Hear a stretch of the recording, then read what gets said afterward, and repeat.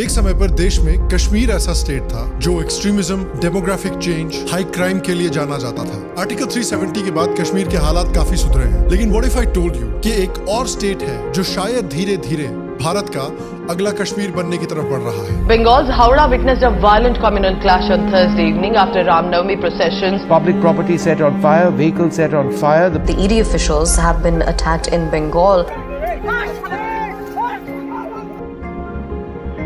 हाल में ही संदेश खाली में क्राइम्स अगेंस्ट वुमेन का एक बहुत ही भयानक एग्जाम्पल आया है। वो लोग आप देखो कैमरे के सामने कोई आना नहीं चाहता है, डरे हुए हैं, प्रशासन इनको कोई हेल्प नहीं करते। लेडीजों को भी मार पिटाई होती थी वहाँ पे अंदर। सिचुएशन इतनी बुरी है कि तृणमूल कांग्रेस के इंडी अलायंस के मेंबर खुद अपने अलायंस पार्टनर के खिलाफ प्रेसिडेंट्स रूल लगाने की बात कर रहे हैं। It's the Congress party now which is demanding that there should be a president rule in the state of West Bengal. मतलब इमेजिन कीजिए कि रोहित शर्मा ऑपोजिशन टीम के साथ मिलके विराट कोहली को आउट करने की अपील कर रहे हैं। तो आइए आज के वीडियो में हम वेस्ट बंगाल की बात करते हैं। कैसे वेस्ट बंगाल भारत के सबसे डेंजरस स्टेट्स में से एक बन गया है और कैसे शायद अगर मामले में तब्दीली नहीं आती तो ये अगला जम्मू कश्मीर भी बन सकता है। हेलो श्याम शर्मा शो के इस एपिसोड में आपका बहुत बहुत स्वागत है। मैं हूं सेकुलरिज्म का सीईओ श्याम शर्मा और आप सबको एक सेकंड प्रणाम। देखिए बात शुरू करते हैं पॉलिटिकल वायलेंस से, because West Bengal political violence के लिए इन्फेमस है। लेकिन let's be fair, West Bengal में पॉलिटिकल वायलेंस का जो ट्रेंड है वो ममता बनर्जी और तृणमूल कांग्रेस ने नहीं शुरू किया। ये ट्रेंड कांग्रेस पार्टी ने शुरू किया था। 1960s में कांग्रेस पार्टी की गवर्नमेंट हुआ करती थी वेस्ट बंगाल में और उनकी ऑपोजिशन में धीरे धीरे कम्युनिस्ट पार्टीज 1960s में पॉपुलर होने लगी। इस ऑपोजिशन को कांग्रेस पार्टी की गवर्नमेंट ने बहुत ही ब्रूटल और एक्सट्रीम तरीकों से दबाने की कोशिश की, लेकिन फाइनली 1970s में कम्युनिस्ट पार्टी पावर में आई वेस्ट बंगाल में। और जो आज वेस्ट बंगाल में ब्रूटल पॉलिटिकल वायलेंस की जा रही है पॉलिटिकल ओपोनेंट्स के खिलाफ, उसका जो टेम्पलेट है वो कम्युनिस्ट पार्टी ने तैयार किया था। कम्युनिस्ट पार्टी जब पावर में आई थी तो उन्होंने एक स्लोगन निकाला कि वो क्लास एनिमीज का अनाइलेशन करेंगे, यानी पूरी तरह से उन्हें नेस्तनाबूद करेंगे। इस स्लोगन का बेसिक मतलब था कि जो भी उनके पॉलिटिकल ओपोनेंट्स थे उनको गरीबों का दुश्मन करार दिया जाएगा और उन पर हिंसा की जाएगी। देखिए एक समय पर वेस्ट बंगाल भारत का इकोनॉमिक पावर हाउस हुआ करता था, लेकिन 1960s और 1970s में बंगाल की इकोनॉमी स्लो डाउन करने लगी और बंगाल में जो बिजनेसेस थे वो धीरे धीरे बंगाल छोड़कर दूसरे स्टेट्स में जाने लगे और इस वजह से बंगाल में अनएम्प्लॉयमेंट भी बढ़ने लगी। और बंगाल की इकोनॉमिक हालत को फिक्स करने के बजाय कम्युनिस्ट पार्टीज ने डिसाइड किया कि जो अनएम्प्लॉयड लोग हैं, खासकर जो अनएम्प्लॉयड यंग मर्द हैं, उनको नौकरी देने के बजाय बेसिकली उनको अपनी गुंडागर्दी के ऑपरेशन में शामिल कर लेते हैं। बिहार की तरह ही गुंडागर्दी और क्राइम एक तरह से वेस्ट बंगाल की सबसे बड़ी इंडस्ट्री बन गई। कम्युनिस्ट पार्टी के जो ये नए गुंडे थे ये गांव-गांव में जाते थे और जहां पर भी कांग्रेस पार्टी के सपोर्टर्स मिलते थे उन्हें धमकाया जाता था या मारा जाता था या उनके घर और गांव से निकाला जाता था। कई जगह पर तो उनकी प्रॉपर्टी और उनके खेत भी हड़प लिए गए थे और पॉलिटिकल वायलेंस की इतनी बुरी हालत हो गई कि कुछ बहुत ही इनफेमस मैसेकर्स कम्युनिस्ट पार्टी के कार्डर्स के द्वारा अलेजिडली किए गए वेस्ट बंगाल में। एक ऐसा मैसेकर था सैनबाड़ी मैसेकर, जहां पर सैन परिवार के 3 लोगों का खून किया गया और अलेजिडली उनके खून को चावल में मिक्स करके उस परिवार की मां को खिलाया गया। इसलिए क्योंकि ये 3 जो लोग थे ये कांग्रेस पार्टी के बड़े सपोर्टर माने जाते थे और वो कम्युनिस्ट पार्टी को सपोर्ट करने को तैयार नहीं हो रहे थे। ऐसा एक और भी भयानक एग्जाम्पल था मरी झापी मैसेकर। देखिए भारत का जब पार्टीशन हुआ था, पार्टीशन होने के जल्द बाद ही ईस्ट पाकिस्तान में जो हिंदू पॉपुलेशन थी उनको बहुत परसिक्यूट करना शुरू कर दिया गया। उस परसिक्यूशन से बचने के लिए ईस्ट पाकिस्तान के जो हिंदूज थे वो रेफ्यूजी बन के वेस्ट बंगाल में आकर सेटल करने लगे। कई ऐसे रेफ्यूजीज वेस्ट बंगाल के मरी झापी में आकर सेटल किए। कम्युनिस्ट पार्टी ने डिसाइड किया कि भाई हम रेफ्यूजीज को यहाँ पर सेटल नहीं होने देंगे, इनको वापस ईस्ट पाकिस्तान चले जाना चाहिए। अब वहाँ के रेफ्यूजीज ने कहा कि देखिए हमारे साथ बहुत बुरी तरह से परसिक्यूशन हो रही है वहाँ पे, अगर हम वहाँ जाएंगे तो जिंदा नहीं बचेंगे, हम नहीं जाने वाले वापस। और इसके रिस्पॉन्स में कम्युनिस्ट पार्टी के गुंडों ने और कम्युनिस्ट पार्टी के कंट्रोल में जो पुलिस थी उन्होंने मरी झापी पर हमला किया और 1700 इनोसेंट बंगाली हिंदू रेफ्यूजीज को बेरहमी से मार दिया। याद रखिए कि ये रेफ्यूजीज मेनली शेड्यूल कास्ट और ओबीसीज थे। यही कास्ट है जिनकी अपलिफ्टमेंट की बात हमेशा करती रहती है कम्युनिस्ट पार्टीज। इतना अपलिफ्टमेंट कर दिया कि सीधे ऊपर ही पहुंचा दिया। मरी झापी मैसेकर को इंडिपेंडेंट इंडिया की हिस्ट्री का worst state sponsored killing of Indian citizens का इंसिडेंट माना जाता है। मरी झापी मैसेकर के लिए जो लोग जिम्मेदार थे उसमें से एक को भी अकाउंटेबल नहीं किया गया है, ना उनमें से एक को सजा हुई है आज तक। इसी लेवल की हिंसा जब Trinamool Congress as a viable political alternative उभर कर आने लगी, वैसे ही हिंसा तृणमूल कांग्रेस के साथ भी लेफ्ट पार्टीज ने करनी शुरू की। चाहे पंचायत के हो, डिस्ट्रिक्ट के हो या स्टेट के इलेक्शंस हो, भारी मात्रा में तृणमूल कांग्रेस और लेफ्ट पार्टीज के बीच में हिंसा होती थी। और फाइनली जब 2011 में तृणमूल कांग्रेस ने और ममता बनर्जी ने कम्युनिस्टों को हराया और 34 साल के बाद उनको पावर से निकाला, तो न सिर्फ बंगाल के लोगों में लेकिन पूरे भारत के लोगों में ये होप थी कि ममता बनर्जी एक तरह से स्टेट की सेवियर बनेगी और तृणमूल कांग्रेस ये इतने सालों से जो पॉलिटिकल वायलेंस का सिलसिला चल रहा है वेस्ट बंगाल में, उस सिलसिले को भी खत्म करेगी। लेकिन अनफॉर्चुनेटली जैसा कि आप जानते ही हैं, बेसिकली एक डिक्टेटरशिप को दूसरी डिक्टेटरशिप से रिप्लेस कर दिया गया। मतलब एक बकवास ऑप्शन को दूसरे बकवास ऑप्शन से रिप्लेस कर दिया गया, यानी ब्रह्मास्त्र को आदि पुरुष से रिप्लेस कर दिया गया। और जो वायलेंस लेफ्ट परपेट्रेट कर रहा था, वही वायलेंस हम आज भी देखते हुए आ रहे हैं। 2020 और 2021 के बीच में नेशनल क्राइम रिकॉर्ड ब्यूरो के रिकॉर्ड्स के हिसाब से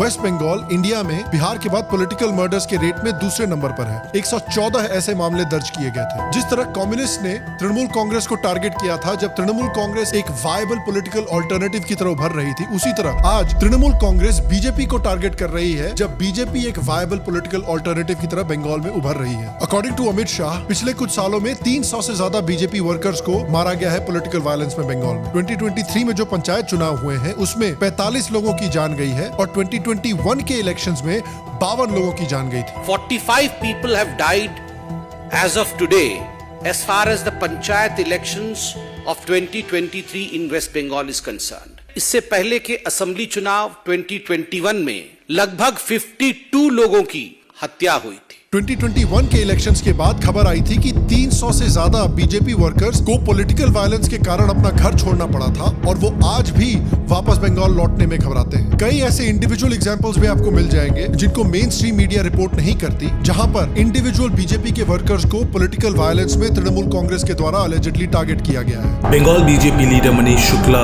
shot dead on Sunday evening. ঠিক আছে, আমার একটাই দোষ, আমি একজন বিজেপি কর্মী। यहाँ तक कि बंगाल के बीजेपी के वाइस प्रेसिडेंट भी अलेजिडली तृणमूल कांग्रेस के पॉलिटिकल वायलेंस से सेफ नहीं है। इलेक्शंस के समय पर देखिए कितनी बुरी तरह से पॉलिटिकल वायलेंस और बूथ कैप्चरिंग के इंसिडेंट्स होते हैं।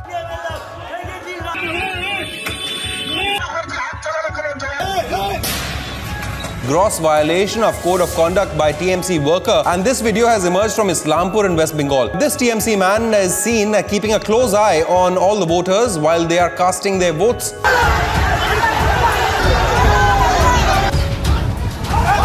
और इस तरह की जो बंगाल में वायलेंस होती है उसमें एक बहुत अनफॉर्चुनेट डिटेल ये है कि एक स्टेट जिसकी एक फीमेल चीफ मिनिस्टर है, वहां पर वायलेंस अगेंस्ट वुमेन भी बहुत बुरी तरीके से हो रही है। जब वेस्ट बंगाल में 2021 में इलेक्शंस हो रहे थे, उस समय पर ममता बनर्जी जो थी, उन्होंने बहुत कैंपेन किया था कि भाई उत्तर प्रदेश जैसे स्टेट्स में वायलेंस अगेंस्ट वुमेन बहुत होता है। लेकिन अगर आप उत्तर प्रदेश को, राजस्थान जैसे स्टेट्स को वेस्ट बंगाल से कंपेयर करें तो कुछ बहुत इंटरेस्टिंग स्टैटिस्टिक्स मिलते हैं। According to the National Crime Records Bureau report, West Bengal में क्राइम अगेंस्ट वुमेन 2020 में 2019 के मुकाबले 22% बढ़े हैं, जबकि उत्तर प्रदेश और राजस्थान जैसे स्टेट्स में क्राइम्स अगेंस्ट वुमेन 17% कम हुए हैं। And the National Crime Records Bureau has listed West Bengal as the state that tops the list for crime against women. But Chief Minister Mamata Banerjee has once again decided to take the ostrich route. तो ये obviously एक बहुत ही concerning trend है waste Bengal में। ऐसे कई cases भी आपने शायद मीडिया में सुने होंगे, जहां मालदा का केस है, जहां पर 2 ट्राइबल औरतों के कपड़े उतारकर उन्हें असॉल्ट किया गया था। पश्चिम बंगाल मालदा जिला में किस प्रकार से 2 दलित महिलाओं को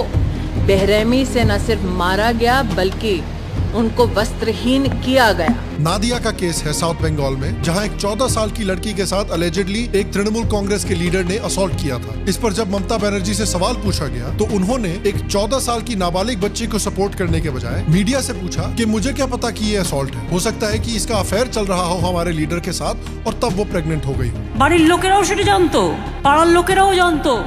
এখন যদি কোনো ছেলে মেয়ে কেউ কারোর সাথে প্রেম করে, সেটা আমার আটকানো আমার পক্ষে সম্ভব নয়। याद करिए कि एक बार मुलायम सिंह ने उत्तर प्रदेश में जब बलात्कार हुआ था तब कहा था कि भाई लड़के हैं, लड़कों से गलतियां हो जाती हैं, लड़के हैं, गलती हो जाती है। तब कितनी उनकी निंदा हुई थी और बिल्कुल होनी भी चाहिए थी। ये बिल्कुल ही घटिया और घिनौना स्टेटमेंट था। लेकिन क्या मीडिया में ये कवर भी हुआ है ठीक तरीके से कि ममता बनर्जी ने कितना घटिया स्टेटमेंट दिया? बीजेपी एक्टिविस्ट की वाइफ के साथ असॉल्ट हुआ। West Bengal crimes against women में टॉप 5 स्टेट्स में आता है इंडिया।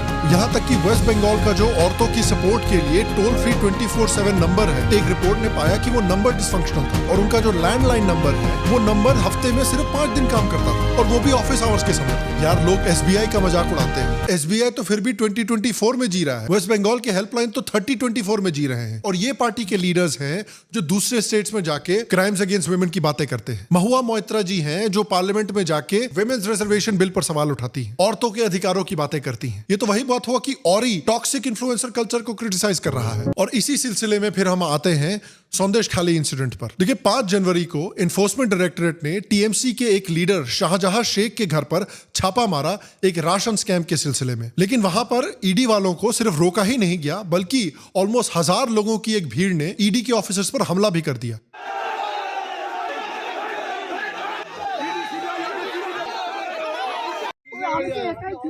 तो ये शाहजहां शेख जो है इसे बेताज बादशाह के नाम से जाना जाता है बंगाल में, और ये टीएमसी से जुड़ा हुआ एक लीडर है जो संदेश खाली एरिया में काफी प्रोमिनेंट है। खुलेआम इस तरह की बातें भी करता है वो। तो पूंजी हमारे पूंजी হলো মানুষের আশীর্বাদ আর ওর পুঁজি হলো কি সিবিআই আর ইডি।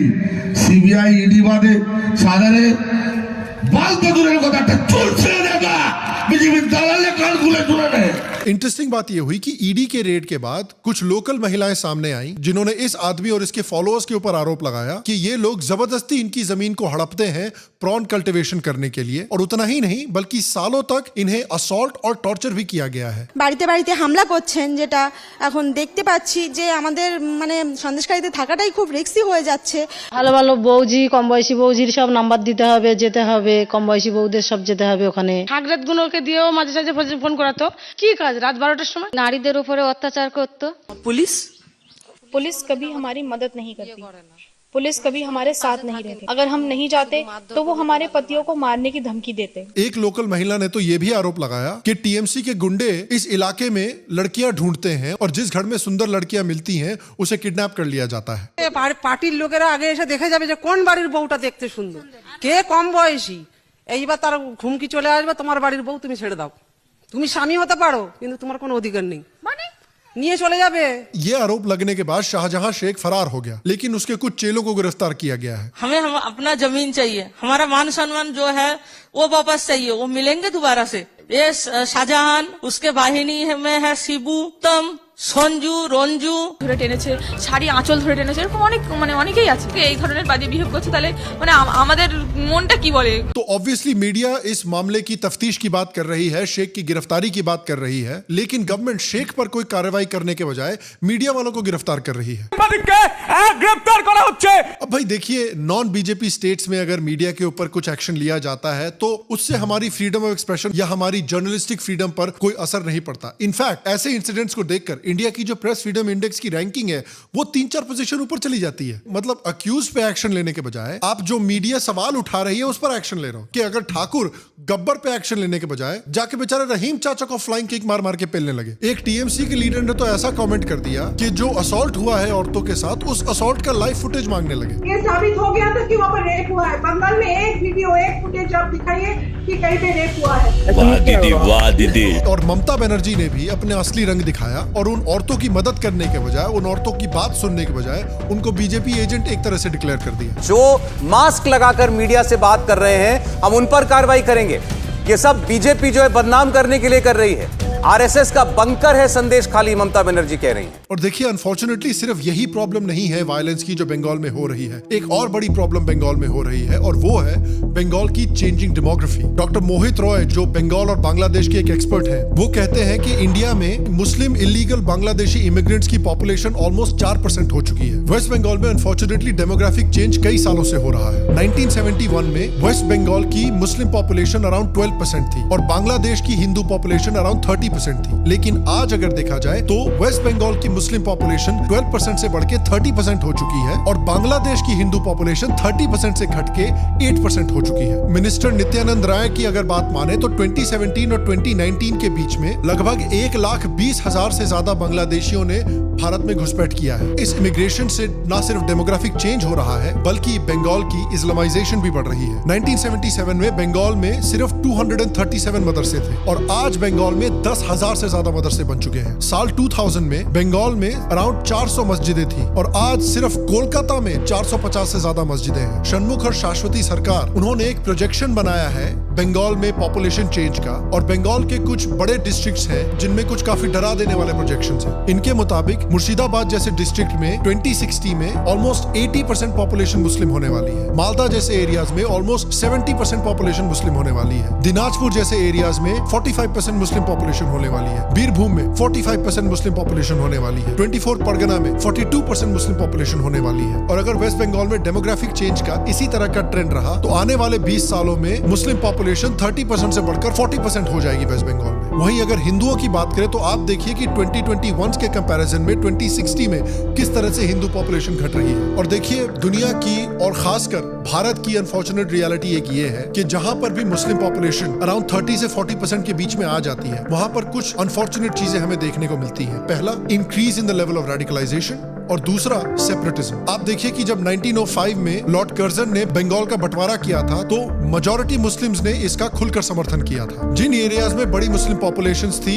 इंडिपेंडेंस के समय पर उन एरियाज ने एक सेपरेट मुस्लिम्स के लिए देश डिमांड किया था। 1946 के प्रोविंशियल इलेक्शंस को याद रखिए, जिसमें बेसिकली 90% मुस्लिम्स ने एक सेपरेट पाकिस्तान के लिए वोट किया था। जब बांग्लादेश के सिलहट में भी रेफरेंडम हुआ कि भाई इनको इंडिया ज्वाइन करना चाहिए या पाकिस्तान ज्वाइन करना चाहिए, तो यहाँ के भी मुस्लिम्स ने भी ओवरवेलमिंगली पाकिस्तान के लिए वोट किया था। और इस सेपरेटिज्म के साथ साथ इन एरियाज में एक्सट्रीमिज्म भी बहुत हाई लेवल का देखा गया था। आप याद रखिए कि पाकिस्तान की डिमांड को पूरा करने के लिए किस तरह से 1946 में कैलकाटा में डायरेक्ट एक्शन डे ऑर्गेनाइज किया गया था, जिसमें इस्लामिक मॉब्स ने हजारों हिंदुओं का खून किया था। हाथों में चाकू और गंडासे लिए जिहादी भीड़ ने चुन चुन कर हिंदू पुरुषों को मारना और हिंदू महिलाओं से बलात्कार शुरू कर दिया।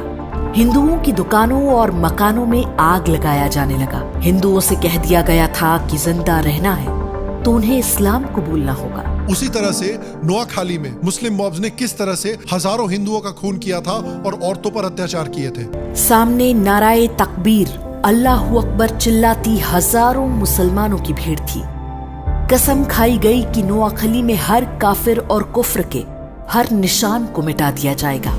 और इंडिपेंडेंस होने के बाद जिन इस्लामिक एरियाज में मुस्लिम्स की पॉपुलेशन बड़ी थी, वहां पर याद रखिए किस तरह से हिंदुओं का एथनिक क्लेंजिंग शुरू हो गई थी। लाहौर के नए प्रशासन ने हिंदू और सिख इलाकों के पानी की सप्लाई काट दी थी।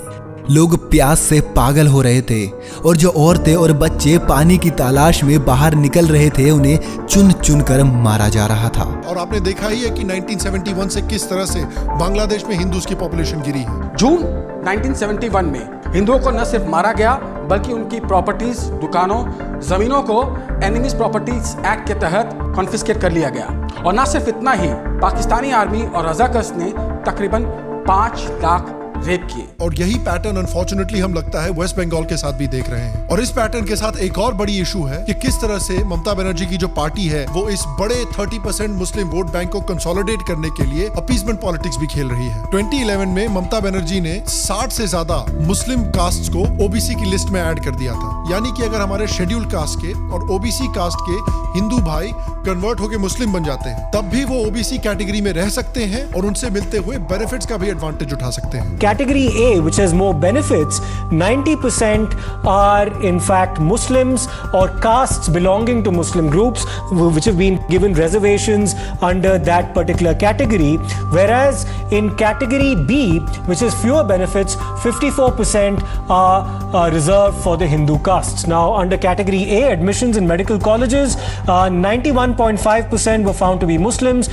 and 8.5% Hindus. उसके साथ साथ अप्रैल 2012 में ममता बनर्जी की पार्टी ने अनाउंस किया था कि वेस्ट बंगाल के हर एक इमाम को 2,500 रुपए का अलाउंस दिया जाएगा। उसके साथ साथ 1,500 रुपए का अलाउंस भी अनाउंस किया गया मुअज्जिनों को, यानी जो लोग लाउड स्पीकर पर अनाउंसमेंट करते हैं अजान की। गवर्नमेंट ने एक ड्रामा सीरीज जिसको बांग्लादेशी ऑथर तस्लीमा नसरीन ने मुस्लिम फंडामेंटलिज्म के खिलाफ लॉन्च किया था, उसको भी बैन कर दिया था। और सलमान रुश्दी को भी कोलकाता आने से रोक दिया था। उसके साथ साथ उर्दू को स्टेट की सेकंड ऑफिशियल लैंग्वेज बना दिया गया था ऐसे डिस्ट्रिक्ट्स में जहां पर मुस्लिम पॉपुलेशन 10% से ऊपर हो। इनके ऊपर एलिगेशंस भी लगे हैं कि जो मुस्लिम डोमिनेटेड रीजन्स हैं, कोलकाता के मितिया बुर्ज, राजा बाजार, खिद्दरपुर, पार्क सर्कस, वहां पर इलीगल कंस्ट्रक्शन भी हो रही है और लैंड ग्रैबिंग भी हो रही है ऐसे मुस्लिम लीडर्स के थ्रू जिनके पॉलिटिकल कनेक्शंस है टीएमसी से। और अलेजिडली पुलिस से ये कहा जाता है कि इस लैंड ग्रैबिंग पर और इलीगल कंस्ट्रक्शन पर कोई एक्शन न लिया जाए। कम्युनिस्ट पार्टी ने ये एलिगेशन लगाया है कि तृणमूल कांग्रेस के राज्यसभा एमपी अहमद हसन इमरान बैंड आतंकी ऑर्गेनाइजेशन जमाते इस्लामी बांग्लादेश के एक फ्रंटमैन है और बैंड इस्लामिक ऑर्गेनाइजेशन सिमी के लीडर भी थे।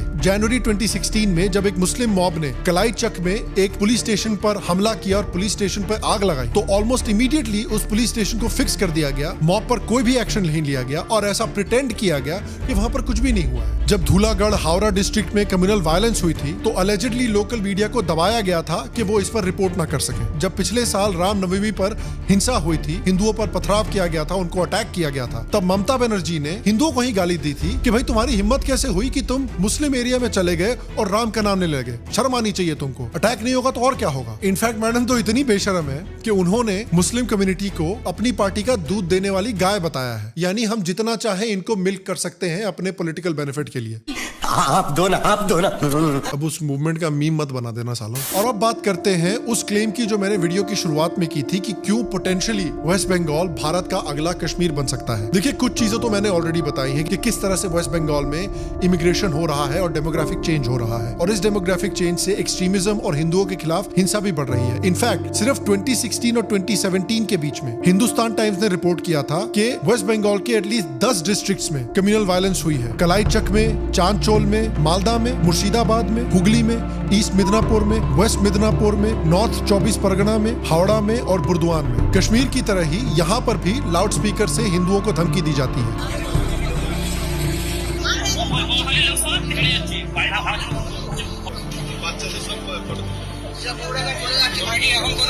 ये 2019 का इंसिडेंट है। मुस्लिम डोमिनेटेड एरियाज में हिंदुओं को धमकी दी जाती है कि उनको कहां वोट करना चाहिए। आसनसोल और रानीगंज में 2018 में रामनवमी के सेलिब्रेशन के समय पर हिंसा हुई थी।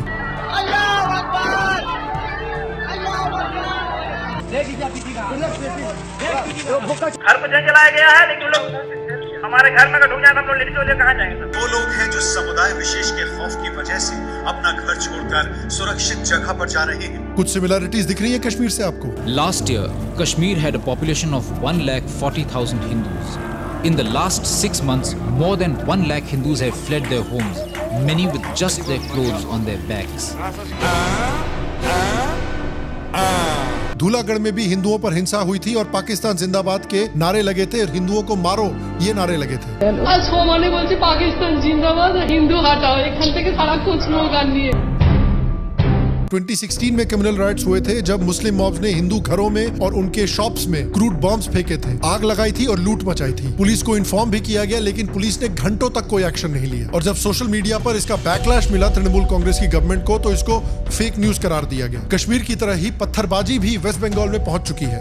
पूर्व कश्मीर में जो पत्थरबाज था अभी वो बंगाल में आ गया। बिहार के मिनिस्टर गिरिराज सिंह ने भी बंगाल की सिचुएशन को कश्मीर से कंपेयर किया है। बंगाल, मैं आज कह रहा हूं, पता नहीं किनको क्या बुझा है, ममता की का वही रोल है, ममता बनर्जी का, जो कभी कश्मीर में राजनेताओं का चाहे फारूक हो, कांग्रेस हो, जिस ढंग से किया। NIA ने भी कुछ समय पहले एक साजिश का पर्दाफाश किया था जिसमें पाकिस्तान की ISI और बांग्लादेश की DGFI के साथ जुड़ी हुई कुछ आतंकी ग्रुप्स भी इन्वॉल्व थे जो बुर्दवान, मुर्शिदाबाद, बीरभूम, नादिया, जलपाईगुड़ी और वेस्ट बंगाल के बॉर्डर एरियाज में एक्सट्रीमिज्म फैला रहे थे और ग्रेटर इस्लामिक बांग्लादेश की स्थापना की प्लानिंग कर रहे थे। तपन घोष जो कि हिंदू समिति के फाउंडर हैं, उनके हिसाब से वेस्ट बंगाल में लगभग 32,000 ऐसे गांव हैं जहां भारी मात्रा में एथनिक क्लेंजिंग हो चुकी है। उनके हिसाब से हर साल हजारों हिंदू लड़कियों को अगवा किया जाता है। अब वो नंबर एग्जैक्टली क्या है, I am not exactly sure. National commission for OBC के रिपोर्ट के मुताबिक वेस्ट बंगाल में शेड्यूल कास्ट और OBC हिंदूज को बड़े पैमाने में इस्लाम में जबरन कन्वर्ट किया जा रहा है और ये कन्वर्जन का रेट हर साल तेजी से बढ़ रहा है। EBC, which is the National Commission for Backward Classes,